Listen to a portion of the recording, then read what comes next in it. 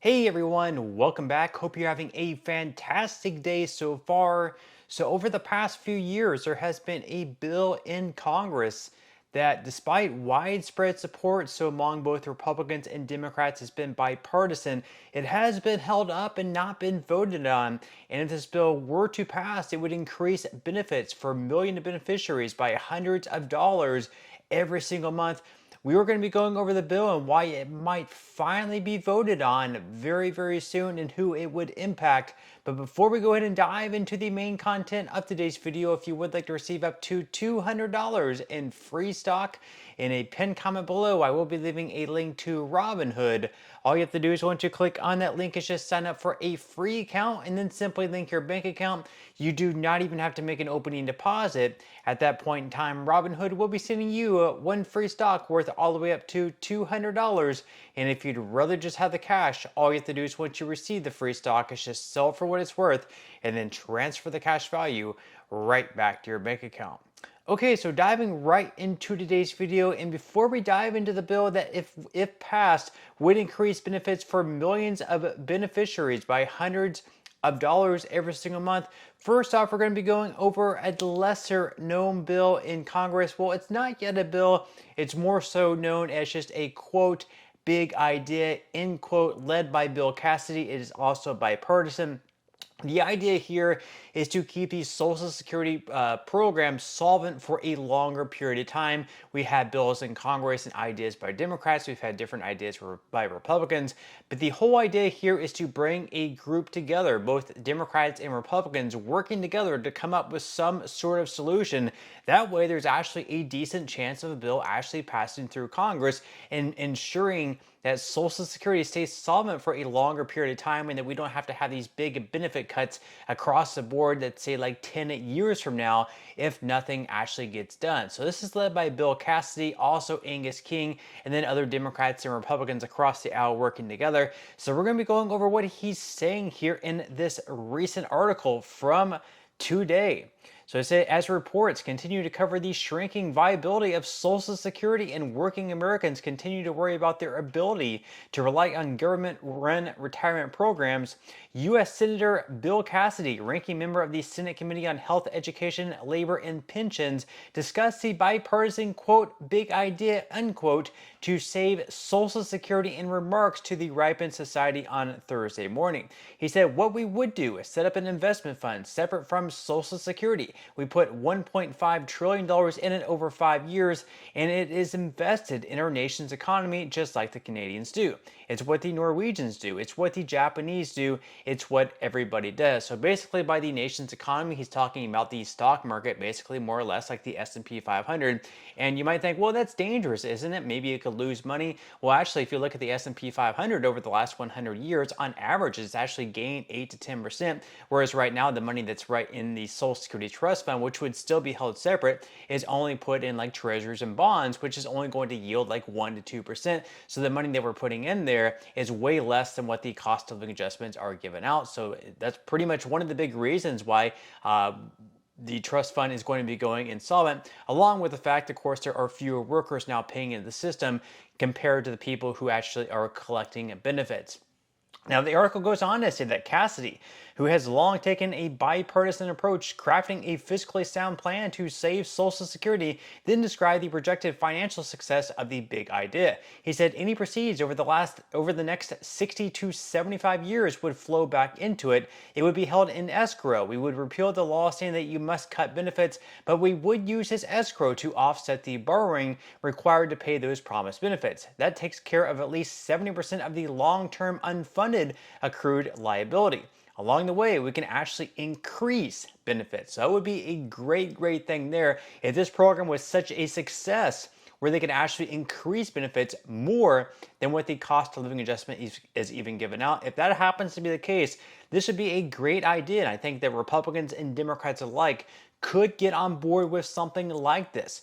Now, they go on to say that the ranking member then discussed key components of the big idea that appealed to both sides of the aisle, including the repeal of the retirement earnings test. He said, we figured out something that both Democrats would really like and Republicans would like too, and we address those issues at the same time. We repeal that. It is a work incentive. Republicans love it. Democrats like it too. So this would be another idea that I think a lot of people can get on board with, because if you start collecting Social Security before your full retirement age or during the year in which you reach the full retirement age, you're collecting benefits, but you continue working, some of that money can actually be withheld. So it pretty much is a disincentive to work over a certain amount of hours. And obviously, if that wasn't in effect, then someone could maybe work 40 hours if they felt like it, or maybe work 30 hours instead of just 10 hours. That way they can make more money alongside and not have to worry about any of their check being taken back. Now, of course, in the main idea of today's video, we're talking about a big Social Security increase might be on the way, because we've had a bill in Congress, believe it or not, over the last few years that has had bipartisan support. Lots of co-sponsors, both Republicans and Democrats, but for whatever reason, they never actually voted on it. But it seems like they might actually be forcing a vote very, very soon coming up in the House. We're going to be going over what the bill is and why, if passed, thousands of Social Security beneficiaries would see an increase in their checks every single month by hundreds of dollars every single month. Let's go ahead and dive into this article here by CNBC. They say that House lawmakers in Washington have the signatures they need to force a vote on a bill to eliminate rules that reduce Social Security benefits for certain retirees who also receive pension income. On Thursday morning, Representatives Abigail Spanberger and Garrett Graves marked the 206 signatures a discharge petition had thus far collected with a press conference outside the Capitol building alongside organizations representing police, firefighters, postal workers, teachers, and other government employees often affected by those rules. By Thursday afternoon, the number of signatures had climbed to 218, enough to force a vote on the bill. The bipartisan bill, the Social Security Fairness Act, would repeal rules known as the Windfall Elimination Provision, or WEP, and the Government Pension Offset, or GPO, that currently reduces Social Security benefits for almost 3 million Americans. This is how the WEP and GPO rules affect retirement decisions.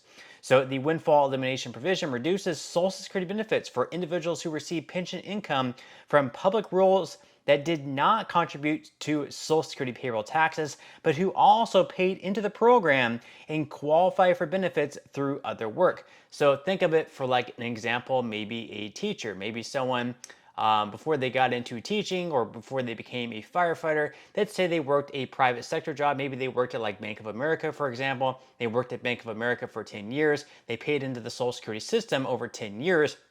And then they switched over to being like a police officer, a teacher, or a firefighter. And with those jobs, you do not pay into the Social Security Trust Fund. Instead, you actually receive a pension. So for those folks, even though they worked in private sector jobs and paid into the Social Security Trust Fund for a number of years, just because they're receiving a pension, they're actually going to be receiving reduced Social Security benefits. So that's the whole point of this bill. Make it so it no longer punishes those folks who worked both in the public and the private sector. Now, the article goes on to say that the government pension offset, meanwhile, reduces spousal benefit for federal, state, or local government employees who did not contribute to Social Security payroll taxes. The GPO affects almost 800,000 retirees. So in total, that would be 2.8 million retirees who would see an increase in their checks if this were to pass. They say that the rules can force affected workers to make tough retirement decisions. Now, the bill to repeal the WEP and GPO rules is the most bipartisan and co-sponsored bill in the U.S. Congress.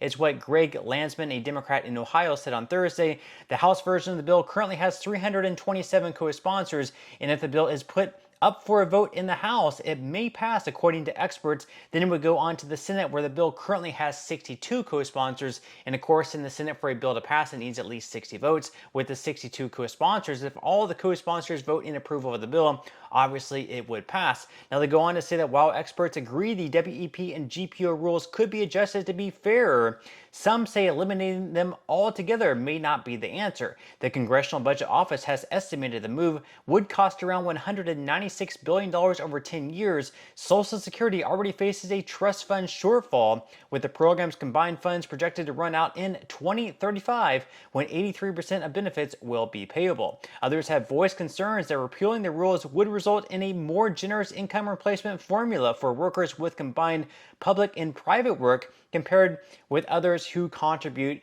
to Social Security for their entire career. So some make a point that it might be unfair if someone works in the private sector for a short period of time and then move on to the public sector, and that way they receive a big Social Security benefit alongside their pension. That would be unfair that they're going to be receiving more money in their retirement years as opposed to someone who works in the private sector their entire lives and they're only receiving Social Security income, but not any type of pension. Leave your thoughts and comments below though. Is this a bill that you would like to see pass? Is it a bill that you're not such in favor of?